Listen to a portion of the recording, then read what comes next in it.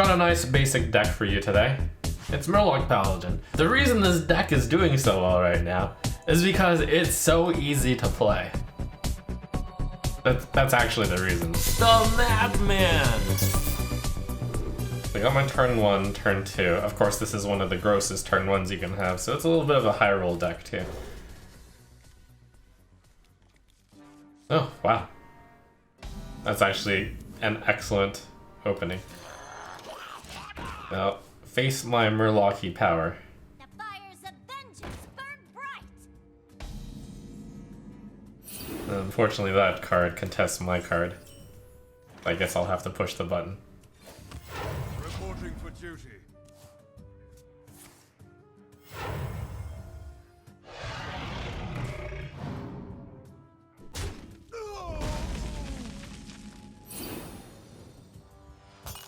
But while that's not great, the turn 2, the turn 1 was insane. Just in time to play Seer on, and then you play the War Leader. If you've played Hearthstone Battlegrounds before, you already know how to play this deck. To my side.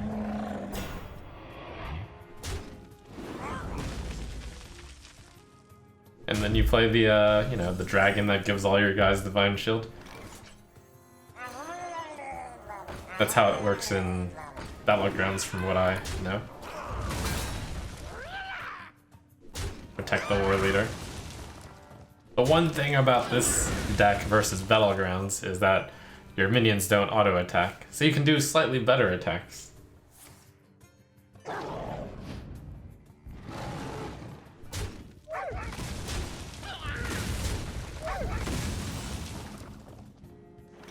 That Murloc getting Divine Shield is pretty nice. I should definitely play Murloc while I have the Murloc out on the board. I guess, do I start swinging with the True Silver Champion? No, even though I have the Horde Pillager, that's still probably a bad idea. I should just equip this ahead of time, and then plan on the Scale Lord next turn.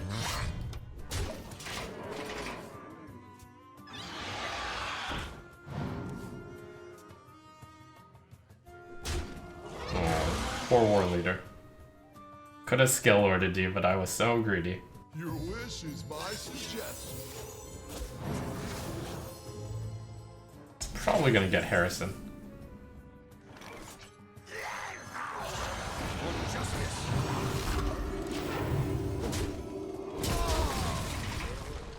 Maybe a crab. Maybe just a default good 6-drop because the board wasn't that threatening. Aw, crab. Cute. Oh yeah, there is a problem with the deck, and that is it runs out of steam. But fortunately, the button helps a lot with that. For justice. And the Horde Pillager. And there are some big cards in here. Treasure? Loot? What more can I ask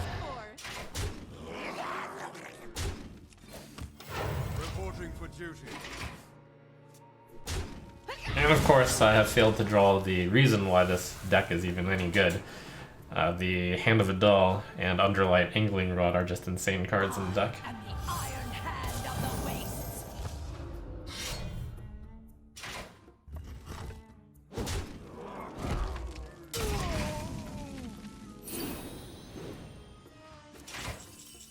But at least I'm a master of pressing the button. For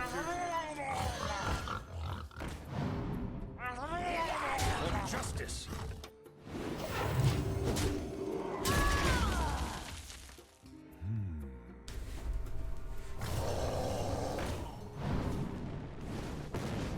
Aha! My card sucked too much for your Twin Tyrant to be any good.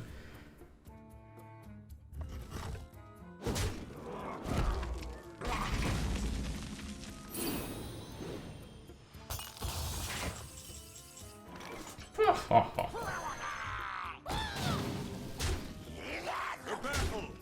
For justice. Reporting for duty.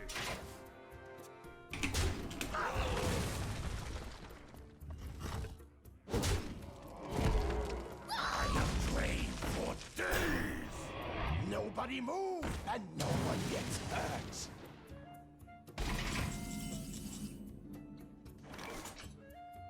Oh no. Reporting for duty. It costs 8. To battle. To battle. There's not really much to show off in terms of flashiness with this deck. I think. But we'll see. Hit me! Hit me! Hit me! Yes! One of them hitting me was all I needed. Go Murmy. Wait, I was actually really close to losing me. Okay, 1, 2. And ooh, I got the cheating card. A card I was very tempted to put on the top 10 if Paladin weren't looking not great.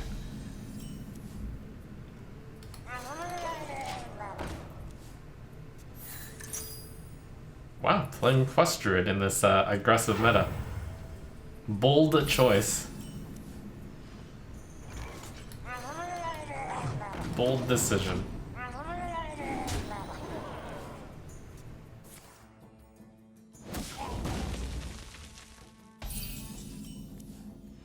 Ruh-roh. I can see why this deck has the highest win rate. It is really hard to mess up with this deck.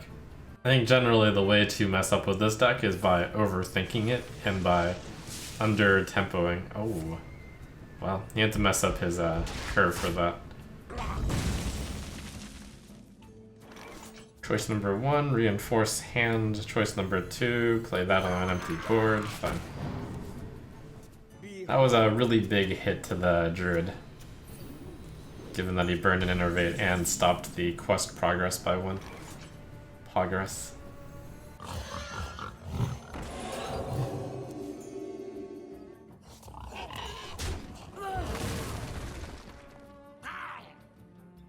It's really good to talk spin the Murgle. I'm thinking about whether or not. Nah, it's not worth playing it right now. Need a hand, Explorer? Oh. Wait, it didn't work. Oh, he's just tempoing it.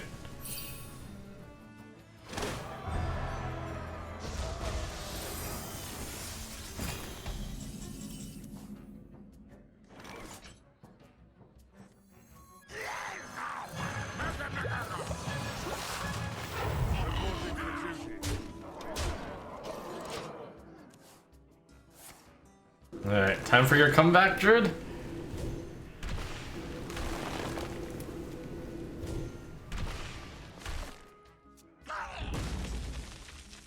And as for me, best card to draw would be Underlight Angling Rod. Other reason why this deck is so good. The jewels of the sun.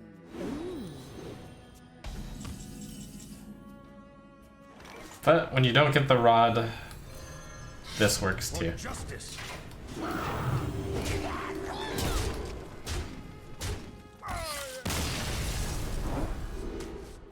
Imprisoned Sungill's great. Let me look up this War Leader stats.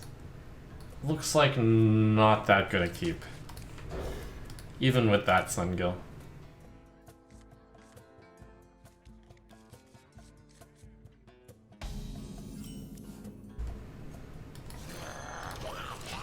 Of course, that card's insane. This is actually quite a high rolly deck. When I look at the stats, your chances of winning the game go up ridiculously by having Imprisoned Sungill in your opening hand. When I actually look at the stats, it's actually disgusting. So here's the official stats. According to the deck that has a large sample size, this deck is not that deck completely, but it's... Wait, actually it is. I am playing that deck.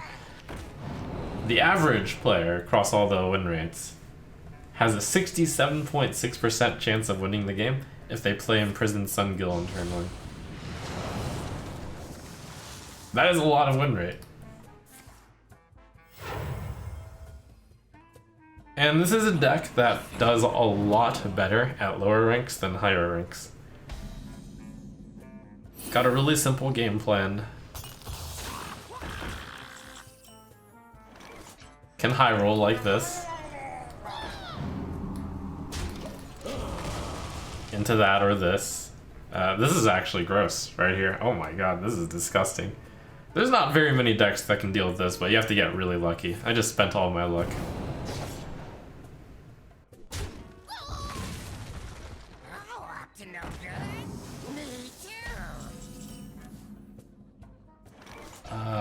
It's gotta be this card, right? Or maybe this card. If I don't think he can deal with stuff, this card is better. Because there will be even more things next turn, and right now, +2 is the magic number.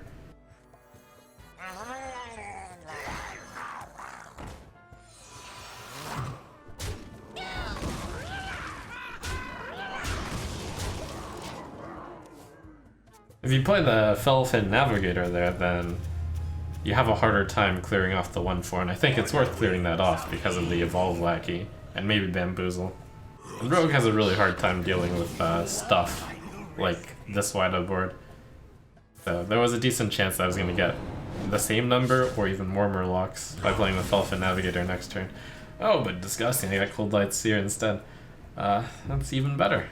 You just get a lot of Murlocs on the board, then you draw the Murlocs that give your Murlocs buffs. It's really gross when that works out. Reporting for duty. This is disgusting.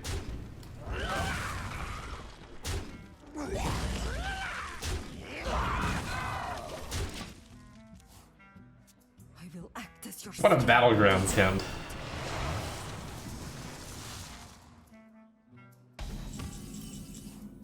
Oh, there's the rod too. To battle!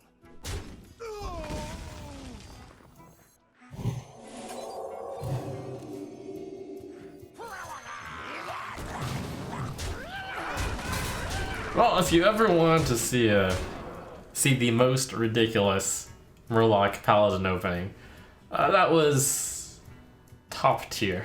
I get